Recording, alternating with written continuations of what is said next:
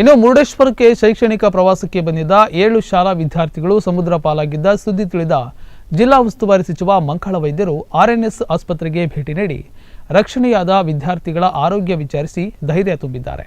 ಭಟ್ಕಳ ತಾಲೂಕಿನ ಮುರುಡೇಶ್ವರಕ್ಕೆ ಪ್ರವಾಸಕ್ಕೆ ಬಂದಿದ್ದ ಕೋಲಾರ ಜಿಲ್ಲೆಯ ಮುಳಬಾಗಿಲು ತಾಲೂಕಿನ ಮೊರಾರ್ಜಿ ದೇಸಾಯಿ ಶಾಲೆಯ 46 ವಿದ್ಯಾರ್ಥಿಗಳು ಪ್ರವಾಸಕ್ಕೆ ಬಂದಿದ್ದರು.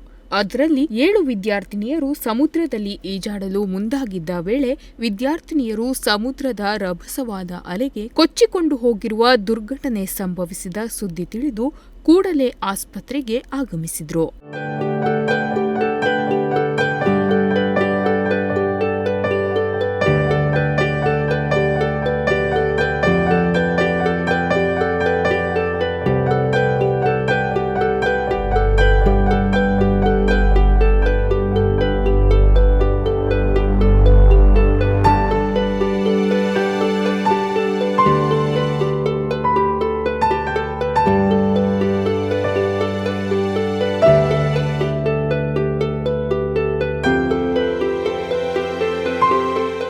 ಲೈಫ್ ಗಾರ್ಡ್ ಸಿಬ್ಬಂದಿಗಳು 3 ಜನರನ್ನು ರಕ್ಷಿಸಿದ್ದು 3 ಜನ ವಿದ್ಯಾರ್ಥಿನಿಯರು ಆಸ್ಪತ್ರೆಯಲ್ಲಿ ಚಿಕಿತ್ಸೆ ಪಡೆಯುತ್ತಿದ್ದಾರೆ.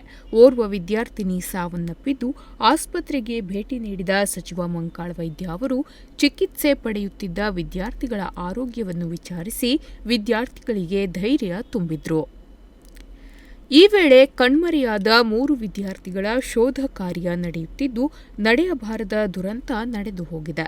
ಸಮುದ್ರದ ಬಗ್ಗೆ ಅರಿವಿಲ್ಲದ ಪ್ರವಾಸಿಗರು ಸಮುದ್ರಕ್ಕಿಳಿಯುವ ಮುನ್ನ ಜಾಗ್ರತೆ ವಹಿಸುವಂತೆ ಮನವಿ ಮಾಡಿದ್ರು.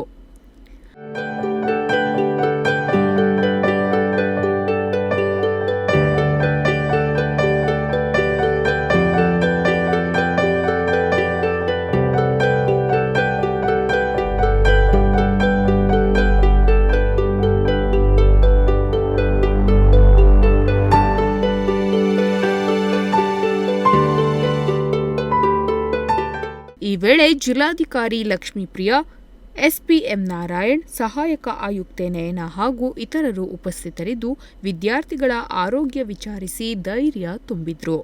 Nudisiri news desk, Honnavar.